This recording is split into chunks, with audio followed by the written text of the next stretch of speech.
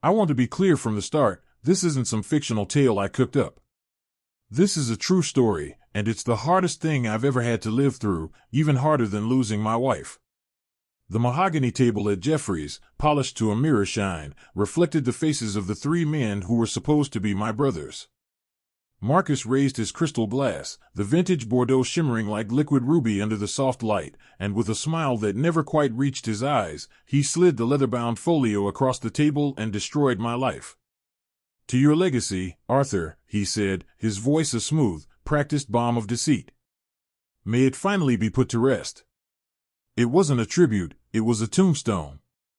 If you genuinely enjoy our stories, please subscribe to the channel, tell us where you're from, and what time it is right now. It's always fascinating to know how far our story flows. The year was 2022. I was 68 years old, a man who had built an empire from a blueprint and a handshake. Sterling Dynamics wasn't just a company to me, it was the fourth child I'd never had, a living, breathing entity forged in the garages and late-night diners of Austin, Texas, long before it became the tech bro paradise it is today. And the men sitting with me, Marcus Thorne, Julian Vance, and David Chen, they weren't just partners. They were the only pallbearers I would have trusted to carry my coffin. We'd met at the University of Texas in the 70s, for engineering nerds with more ambition than sense. I was the visionary, the one who saw how microprocessors could revolutionize industrial machinery. Marcus was the silver-tongued salesman, the face of the company who could sell sand in the Sahara. Julian was the logistical genius, a man who could map a supply chain on a napkin. And David, quiet, brilliant David, was the code whisperer, the one who turned my wild schematics into elegant, functional reality. For 45 years, we were inseparable. We celebrated births, mourned deaths, and weathered market crashes together. Our kids grew up together. When my wife, Eleanor, passed from cancer, they were the ones who held me up, who made sure I ate, who sat with me in the suffocating silence of my empty house on Balcones Drive. I trusted them. I loved them. It's a foolish thing, love in business. It's a liability you can't insure. I had made them all multimillionaires. I'd given them my life's work on a platter of trust, structuring the company so that upon my retirement, my controlling shares would be bought out by the firm at a generous, but fixed, valuation we'd all agreed upon a decade prior. I was leaving them a kingdom, content to live out my golden years with my grandchildren, my memories, and a healthy nest egg. I had already officially stepped down as CEO 5 years before, remaining on the board as a silent, guiding chairman. This dinner was meant to be the final farewell, the official transfer of my remaining board seat and the symbolic end of an era. The folio felt strangely heavy in my hands. The leather was supple, expensive. "What's this, Marcus?" I asked, my voice betraying a flicker of confusion. The festive mood I'd walked in with was rapidly evaporating, replaced by a cold, prickling unease. Julian stared intently at his wineglass, swirling the contents as if divining the future. David wouldn't meet my eyes at all, his gaze fixed on a point somewhere over my left shoulder. Only Marcus held my stare, his expression one of polite, almost bored, finality. "A formality, Arthur," he said. "Just tying up the last loose end. The buyout agreement we all signed back in 2012. We're exercising the final clause."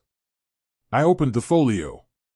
My hands, usually so steady, trembled slightly.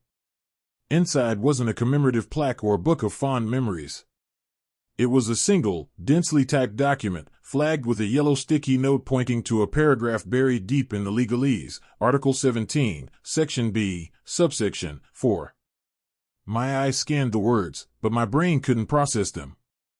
It was a poison pill I had unknowingly swallowed 10 years ago. A clause, written in the kind of convoluted language only a corporate shark could devise, stated that if the company's valuation grew by more than 500% in the decade following the agreement, a milestone we had celebrated together just last year, the board had the unilateral right to reevaluate and purchase the founder's remaining intellectual property patents, the very soul of Sterling Dynamics, for a preset, nominal fee. $1 per patent. There were 17 of them. 17 patents that had generated billions in revenue. My life's work. My legacy. They were taking it all for $17. The folio slid from my numb fingers, landing softly on the white linen tablecloth. The sound was deafening in the sudden silence. Why? The word came out as a choked whisper. Marcus finally dropped the pretense of a smile. His face hardened into something cold and unfamiliar, the face of a predator who had tired of playing with his food. Because you're a relic, Arthur, he said, his voice low and cutting. You're sentimental. You've been holding this company back for years with your safety first and long-term stability nonsense. We're taking Sterling global, aggressive. We have a deal on the table with a tech conglomerate that's going to make us titans. And your name, your nostalgic attachment to the way things were, is a boat anchor we can no longer afford to carry. Julian finally looked up, his face a mask of pained resignation. It's just business, Artie, he mumbled, using my old nickname like a knife twist. It's not personal. Not personal? I looked at David, my last hope. He was the godson to my only son. I taught him how to solder his first circuit board. He just shook his head, a barely perceptible motion, his eyes shimmering with what looked like shame. But he said nothing. He did nothing. In that moment, I realized the full, horrifying scope of their betrayal. This wasn't a sudden decision. This was a coup, meticulously planned for years, waiting for the perfect moment to strike. The 2012 agreement, the lawyer who drafted it, one of Marcus's golf buddies, the celebratory dinner, it was all a stage. And I was the fool they had cast in the starring role. I pushed my chair back, the legs scraping harshly against the floor. The sound turned a few heads at nearby tables. I stood up, my body feeling ancient and brittle. I looked at their faces one last time, Marcus, the serpent, Julian, the coward, David, the ghost. The brotherhood was a lie. It had always been a lie. I didn't shout. I didn't make a scene. My rage was a white-hot, silent thing, burning away all the grief and shock, leaving behind something pure and hard as diamond. I left the folio on the table, a testament to my own stupidity. Enjoy your meal, I said, the words feeling like shards of glass in my throat. I turned and walked out of the restaurant, leaving the warmth and the light behind me, and stepped into the cool Austin night. The valet brought my car, an old but immaculately kept 1988 Mercedes 300 CE. As I sat in the driver's seat, the smell of old leather and gasoline a familiar comfort, the adrenaline began to fade, replaced by a profound, crushing emptiness. They thought I was a relic. A sentimental old fool to be discarded. They thought I was finished.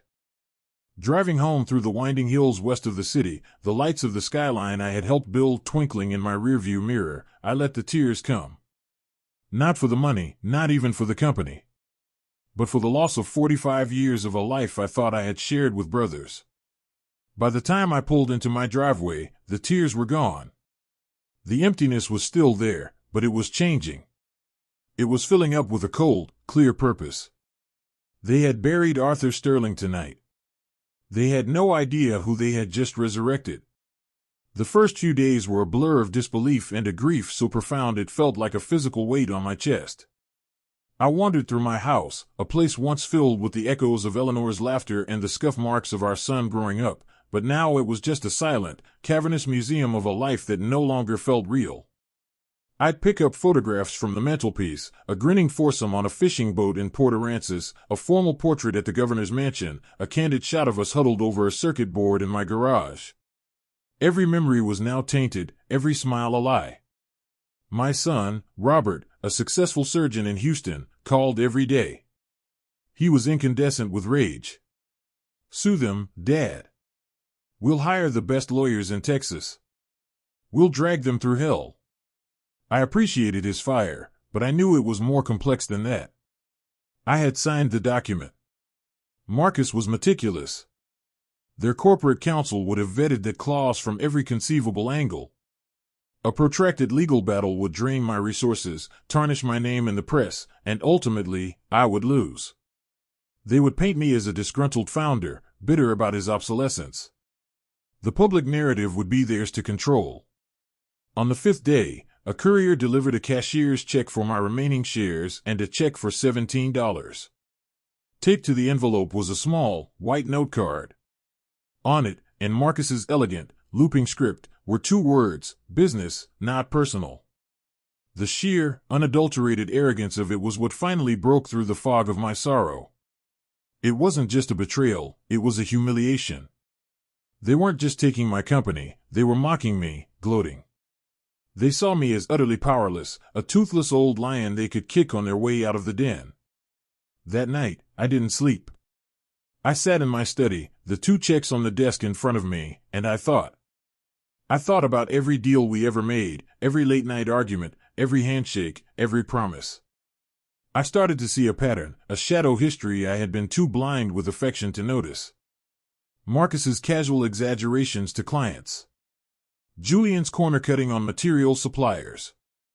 David's quiet resentment when my designs overshadowed his code. They hadn't just become these men overnight, they had been there all along, hiding behind the façade of friendship. My trust had been their camouflage. I picked up the $17 check. I wouldn't cash it. I would frame it. It would be my reminder. This wasn't about money anymore. This wasn't even about the company. This was about justice.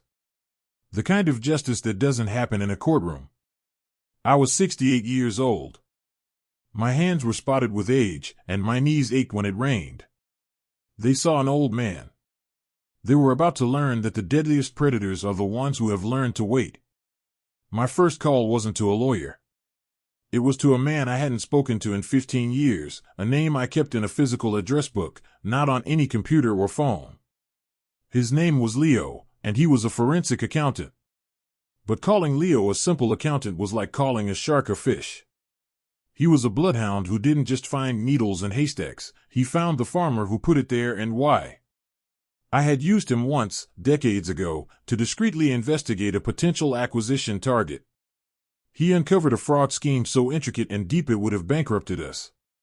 Arthur, his voice crackled over the phone, unchanged by the years. I thought you'd be on a golf course by now. They took the golf course, Leo, I said, my voice steady and cold. And I want you to find out what they buried underneath it. I told him everything. He listened without interruption, a series of quiet grunts his only response. When I was finished, there was a long pause. This was a long con, Arthur, he finally said. These guys are slick. They've had years to cover their tracks. Finding anything concrete will be difficult. Difficult, not impossible, I countered. I know Marcus. He's arrogant. He believes he's the smartest man in any room. Arrogant men get sloppy. Julian is a worrier, he overcompensates, creates redundancies, paper trails. And David. David is the weak link. He has a conscience. What do you want from me, Arthur? The truth, or a weapon? Leo asked, his tone shifting from analytical to operational. The question hung in the air, the final crossing of a line I knew I could never uncross.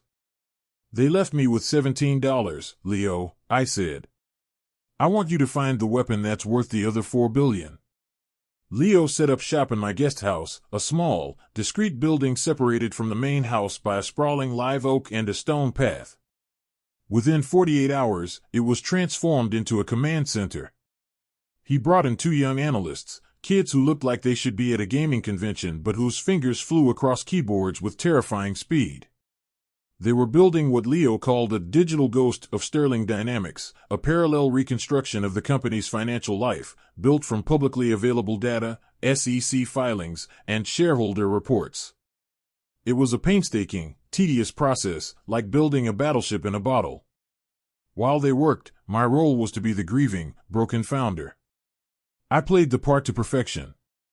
I accepted calls of commiseration from friends and former colleagues in the Austin business community. I listened to their platitudes and their awkward silences, my voice cracking with just the right amount of sorrow. Marcus, I knew, would be monitoring the chatter. He needed me to be pathetic. He needed the world to see me as a man defeated by the relentless march of progress, a sad old figure clinging to the past. My weakness was his shield, his justification. Every sigh, every mournful reminiscence was a stone in the wall of my deception. 2 weeks into the investigation, Leo called me into the guest house. The air was thick with the hum of servers and the smell of stale coffee. On a massive monitor that took up most of the wall was a complex flowchart, a spiderweb of lines connecting shell corporations and offshore accounts.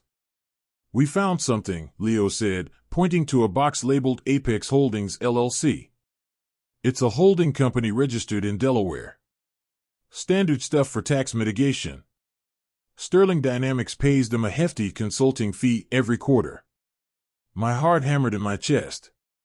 "Whose is it?" "That's the thing," Leo said, zooming in on the registration documents. "It's anonymous. The registered agent is one of those generic corporate services firms. But the payment started 5 years ago, right after you stepped down as CEO. The timing was no coincidence. That was when they began their power consolidation. That was the beginning of the end, and I had been too busy planning my retirement to see it. For a month, Apex Holdings was a brick wall. The money went in, but tracing where it went out was a nightmare of international banking laws and digital smoke and mirrors. The kids were getting frustrated. I was beginning to feel a sliver of despair. Marcus was smarter than I thought. He had built a fortress. But one of the analysts, a quiet girl named Maya, hadn't been focused on the money. She had been focused on the timing. "The wire transfers to Apex," she said, not looking up from her screen. "They're not random. They happen at 2:15 p.m. Central Time on the last Friday of every fiscal quarter. Every single time. Down to the second." Leo and I looked at each other. It was too precise. It was a digital signature. "It's automated," I said, the pieces clicking into place. "It has to be." "But who authorized it?" "It would have to be C-level."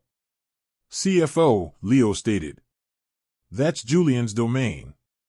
He's the logistics man, the numbers guy. Marcus is the face, but Julian is the architect of the machine." But Julian was also a creature of habit and deep-seated paranoia. If he had built a system to embezzle millions of dollars, he wouldn't just trust it to run itself without oversight. He would have a backdoor, a manual kill switch, a way to monitor it. He would have a tell. "I need to see him," I said. Leo looked at me, his expression grim. "That's a risk, Arthur. They're expecting you to be a ghost. If you show up on their doorstep, they'll know something's wrong." "I won't go to the office," I replied, a plan already forming in my mind. "I'll go to his home. I need to look him in the eye. I need to see if the man I knew is still in there somewhere, buried under all that stolen money." Julian Vance lived in a sprawling, ostentatiously modern mansion in West Lake Hills, a glass and steel monstrosity that looked completely out of place among the old money estates. It was a house built not for comfort, but for show. A declaration of new wealth. I drove myself, parking my old Mercedes a block away and walking up the long, sloping driveway. I didn't call ahead. The element of surprise was the only weapon I had. A housekeeper answered the door, her eyes widening slightly when she recognized me. "Mr. Sterling," she stammered. "Is Mr. Vance expecting you?" "No," I said gently. "But I believe he'll see me." I walked past her and into the cavernous marble foyer. Everything was white and gray, cold and sterile, like the inside of a laboratory. Julian appeared at the top of a floating glass staircase, a tablet in his hand. He was wearing a silk bathrobe, and his face, when he saw me, went through a rapid series of emotions: shock, then fear, then a carefully constructed mask of annoyance. "Arthur," he said, his voice tight. "What are you doing here? This is a private residence." "It's been a while, Julian," I said, my voice calm and even. I let my eyes drift around the cold, impersonal space. New house is impressive. Sterling Dynamics must be doing well. He descended the stairs slowly, cautiously, like a man approaching a wounded animal he wasn't sure was dead. "We're doing fine. No thanks to your antiquated methods." My methods built this company, I said, the steel returning to my voice. My methods paid for the foundation of this house. I came here to ask you a question, face to face. Was any of it real? The friendship? The years we struggled together? Or was I just the starter engine you planned to discard once the car was running? He stopped a few feet from me. He looked older than his 67 years, his face etched with worry lines I'd never noticed before. The bravado he projected was a thin, brittle shell. You don't get it, Arthur, he said, shaking his head. The world changed. You didn't. This was about survival. Survival? I laughed, a short, bitter sound. You're all worth over $100 million. This wasn't about survival. This was about greed. This was about Marcus's ego. At the mention of Marcus, a flicker of something, resentment, fear, crossed Julian's face. It was there for only a second, but I saw it. It was the crack in the armor I was looking for. Marcus is the CEO, he said defensively. He makes the decisions. And you just follow orders? I pressed, stepping closer. The Julian I knew was never a follower. He was the one who checked every number, who trusted no one. You were the cautious one. Did you even check the paperwork on this new conglomerate deal Marcus is so excited about? Or are you just trusting him with your future, the same way I trusted all of you with mine? I saw the dart of panic in his eyes. He was the numbers man. The idea of an unchecked deal, of blind trust in someone as ambitious as Marcus, clearly terrified him. I had planted the seed.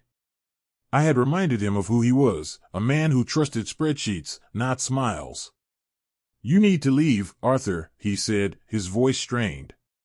He was gesturing towards the door, but his eyes kept flicking back towards his home office, a glass-walled room just off the foyer. On his desk, I could see a multi-monitor computer setup, the kind a day trader or a very nervous embezzler would use. I had what I needed. As I walked back to my car, the Texas sun beating down on the pavement, I felt a grim sense of satisfaction. Julian was the key. His paranoia and his meticulous nature were not just his defining traits, they were his greatest vulnerability. He wouldn't be able to resist checking on the Apex account. He'd have to make sure Marcus wasn't pulling a fast one on him, too. And when he did, Maya would be waiting. She had spent the last week crafting a piece of digital bait, a sophisticated bit of spyware disguised as a routine security update for the specific type of encrypted accounting software Julian favored. It was a long shot, a digital Trojan horse that he had to willingly pull inside his walls. Back in the guest house, the mood was tense. For 2 days, there was nothing. We watched the monitored network traffic, waiting for a blip, a sign that Julian had taken the bait. I was starting to think I had overplayed my hand, that I had only succeeded in making him more cautious. Then, on the third night, at 2:17 a.m., it happened. A single ping on Maya's monitor. He's in, she whispered, her voice electric with excitement. He's logging into the Apex server from his home office. On the main screen, a mirror image of Julian's desktop appeared. We watched as his cursor moved frantically, opening files, checking balances, cross-referencing numbers. He was spooked. My visit had worked. He was auditing his own conspiracy. He opened a file labeled contingency. Inside was a single, heavily encrypted ledger. That's it, Leo breathed, leaning forward. That's the real playbook. But just as Maya began to execute the program to copy the file, Julian's cursor moved to it and dragged it to the trash bin. A dialog box popped up. Are you sure you want to permanently delete this file? He was covering his tracks, erasing the evidence. My heart sank. We were seconds away from losing everything. Before he could click yes, however, his cursor froze. Then it moved, seemingly on its own, to a small chat window that had just popped up in the corner of his screen. It was David. The ghost. His message was one single, terrified word, he knows. The chat window was a lightning bolt. David's message, he knows, wasn't meant for Julian. It was a warning. But who was he warning Julian about? Me? Or Marcus? Before we could process the implications, Julian's cursor flew into action. He didn't delete the contingency file. Instead, he dragged it into a new folder, renamed it Family Photos _2023, and began uploading it to a private, encrypted cloud storage service. It was a panicked move, but a smart one. An insurance policy. Maya's software, already embedded in his system, silently copied the data stream as it uploaded. "Got it," she said, a triumphant whisper. "We have the whole thing." An hour later, we had the ledger decrypted. It was worse than I could have ever imagined. Apex Holdings wasn't just a vehicle for embezzling consulting fees. It was the central hub of a decade-long scheme to systematically defraud Sterling Dynamics. They had created ghost employees, inflated invoices from shell company suppliers, and siphoned off millions in research and development funds into their own pockets. The conglomerate deal Marcus was pursuing was the endgame. They planned to sell the company, stripped of its most valuable patents and burdened with hidden debt, for a massively inflated price, cash out their shares, and leave the new owners holding a hollowed-out shell. It was a bust-out scheme on a corporate scale. My company, my life's work, was nothing more than a fatted calf they were leading to the slaughterhouse. The ledger was meticulous, detailing every transaction, every date, every secret dividend paid to 3 offshore accounts, one for Marcus, one for Julian, and one for David. The total amount stolen was just over $94 million. But the most damning part was the addendum, a series of notes written by Julian. He had documented Marcus's plan to cut both him and David out of the final conglomerate payout, using their involvement in the Apex scheme as leverage to force them into accepting a smaller share. My visit had terrified him, not because he feared me, but because he feared Marcus would use my reappearance as a pretext to accelerate his own betrayal. David's message confirmed it. Marcus was cleaning house. The power dynamic had shifted. This was no longer 3 men against 1. It was a circular firing squad, and I was standing in the dead center, the only one who could see all the guns. Leo laid out the options. "We take this to the U.S. Attorney's office," he said, pacing the guest house. "It's an open-and-shut case for fraud, embezzlement, RICO statutes. They'll be in jail for the rest of their lives." The thought of them in Prison Orange was satisfying, but it felt incomplete. A conviction would happen behind closed doors, in sterile courtrooms. Their public image, carefully curated by Marcus's PR machine, would be one of brilliant executives whose careers ended in a dispute with the founder. The story would be messy, buried in the business pages. Marcus would be denied his ultimate prize, but the full, operatic scale of his arrogance and deceit would never be truly understood. His humiliation had to be public. It had to be absolute. "No," I said, the plan crystallizing in my mind. "Not yet. A legal conviction is a blunt instrument. I want to perform surgery." I looked at the names of the 3 offshore accounts. Marcus's was in the Cayman Islands, Julian's in Switzerland. Standard choices for men of their ilk. But David's was different. It was in a small, private bank in Vienna, Austria. It was an odd, almost sentimental choice. Then I remembered. David's wife, Anya, was Austrian. Her family was from Vienna. He wasn't just hiding money, he was building a nest, a place to run to. He was the only one of the 3 who seemed to be planning for an after. He was the weak link I had identified from the beginning, and now I knew his pressure point, his family. I needed to get to David. But not as a threat. I needed to approach him as a lifeline. The next morning, I drove to the one place I knew I could find him alone. Every Sunday, David Chin visited the Umlauf Sculpture Garden and Museum near Zilker Park. He was a lover of art, a quiet, contemplative man. It was a part of him that always seemed at odds with the ruthless world of corporate engineering. I found him sitting on a bench, staring at a bronze sculpture by Charles Umlauf, its form twisted and powerful. He looked like a man carrying an impossible weight. He didn't seem surprised to see me. He just looked up, his face etched with a deep, weary sadness. "Arthur," he said, his voice barely a whisper. I sat down next to him, leaving a respectful distance between us. We sat in silence for a few minutes, the sounds of the city a dull roar beyond the garden's green tranquility. I know about Apex, David, I said quietly. I know about the 94 million. I know Marcus is planning to cut you and Julian out. He flinched, a barely perceptible tightening of his shoulders. He didn't deny it. He just stared at the sculpture, his jaw clenched. You were like a father to me, he said, his voice thick with emotion. Do you know how many times I wanted to tell you? How many times I almost picked up the phone? Why didn't you? I asked, my own voice softer than I intended. Because I was a coward, he confessed, the words tearing out of him. Marcus, he has a way of making the unthinkable seem logical. Necessary. He said you were a roadblock to the future. He said we were liberating the company, not stealing from it. And Julian had the numbers, the spreadsheets that made it all look like a clean, smart business strategy.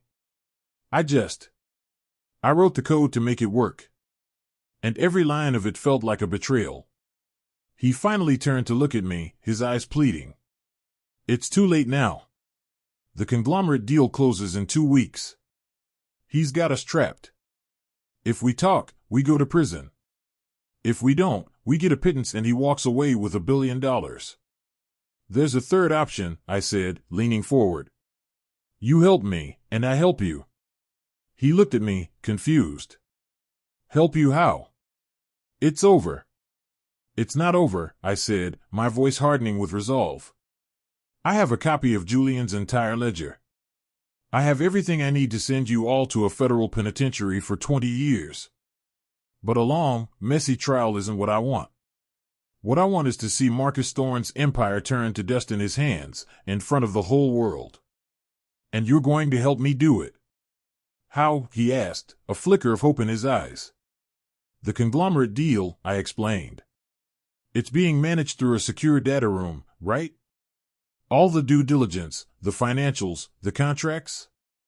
He nodded. Well, I said, a slow, cold smile spreading across my face. We're going to add a few documents to that data room. A new folder. We'll call it Founders Contingency Files. And inside, we're going to put a little surprise for the new buyers. David's eyes widened as he understood.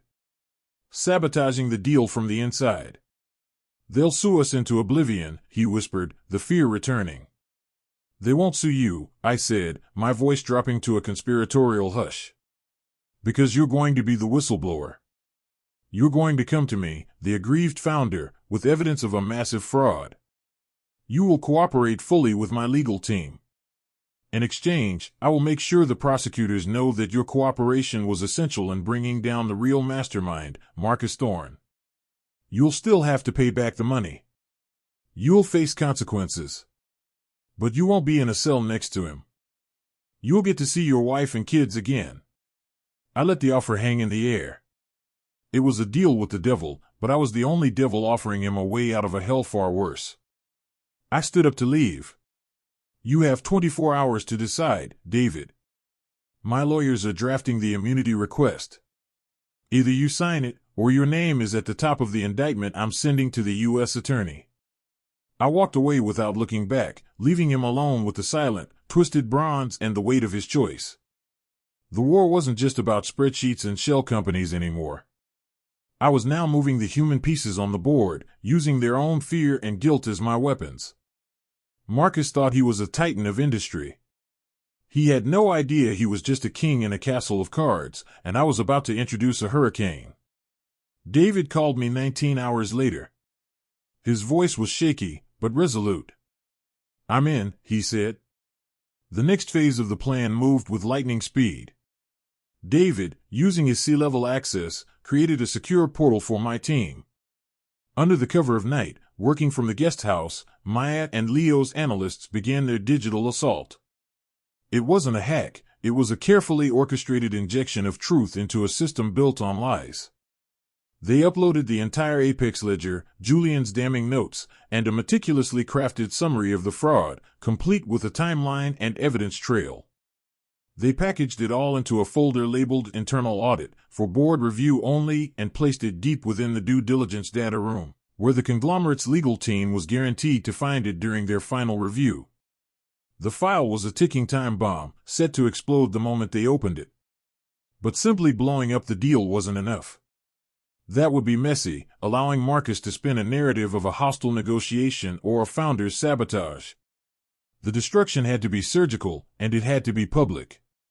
The perfect stage was already set, the Texas Business Leadership Gala, a black-tie event held annually at the Austin Proper Hotel. It was the social and professional climax of the year for the state's elite. And this year, the keynote speaker and recipient of the Titan of Technology Award was none other than Marcus Thorne.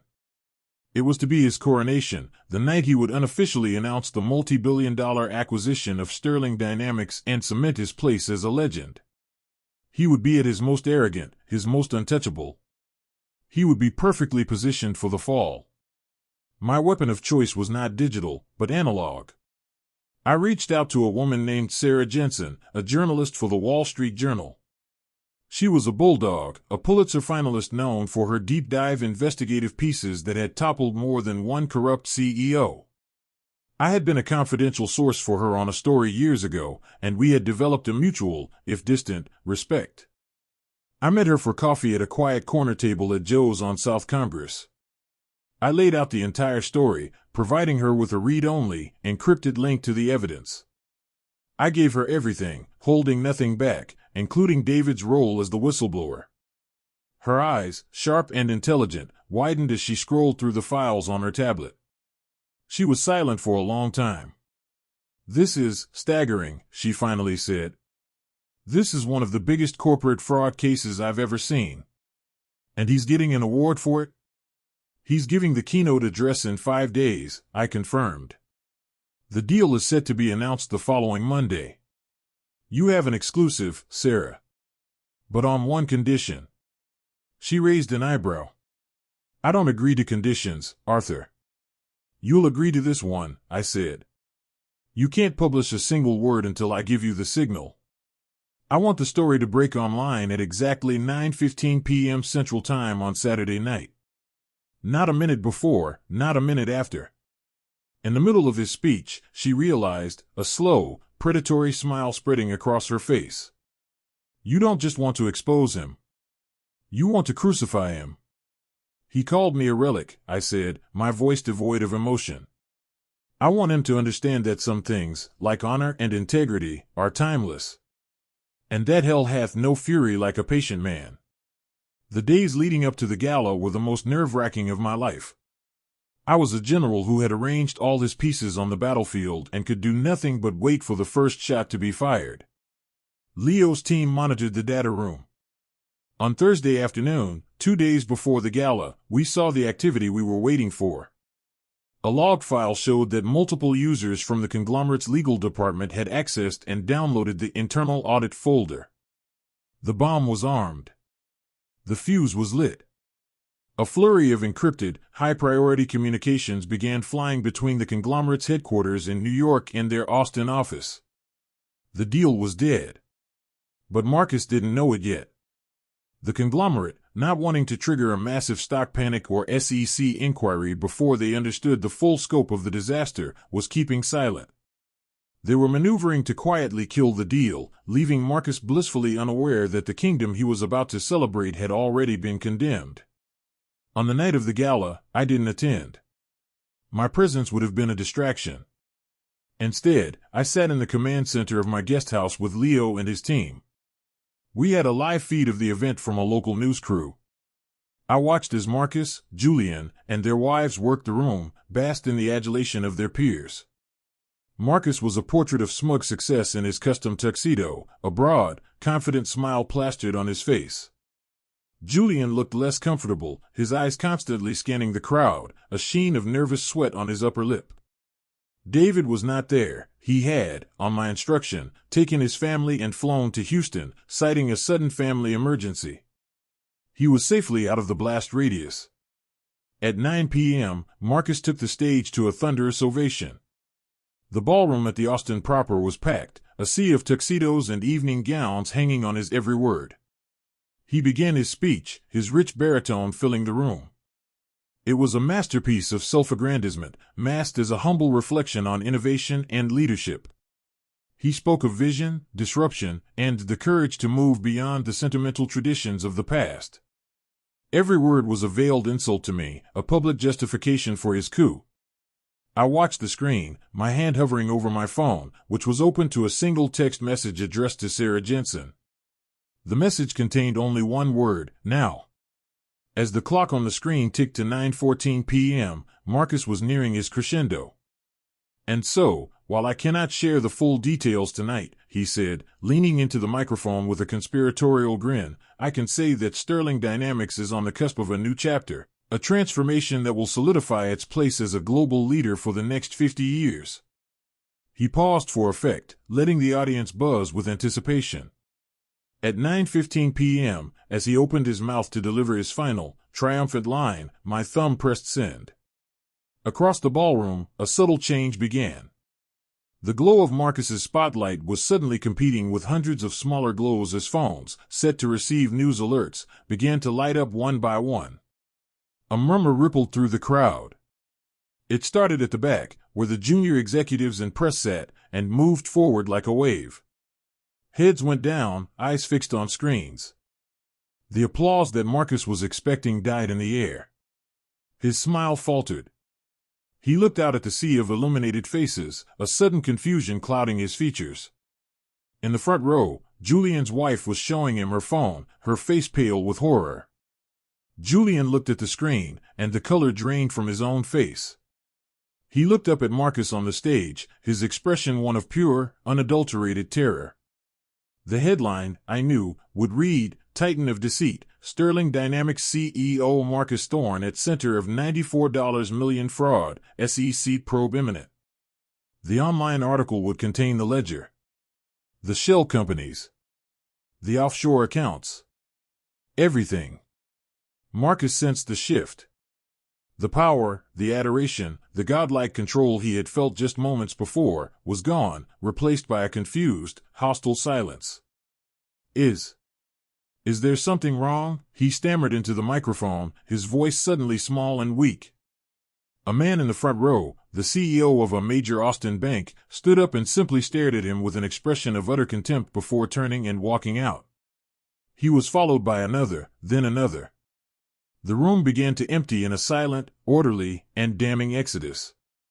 Marcus stood alone on the stage, bathed in the spotlight, watching his entire world dissolve in real time. He looked utterly lost, a king on a throne of shadows, his empire vanished. In my guest house, I watched him break. His carefully constructed mask of superiority shattered, revealing the pathetic, greedy man underneath. I felt nothing. No joy, no satisfaction, not even pity. Just a quiet, profound emptiness. The machine I had built had been stopped. The cancer had been excised.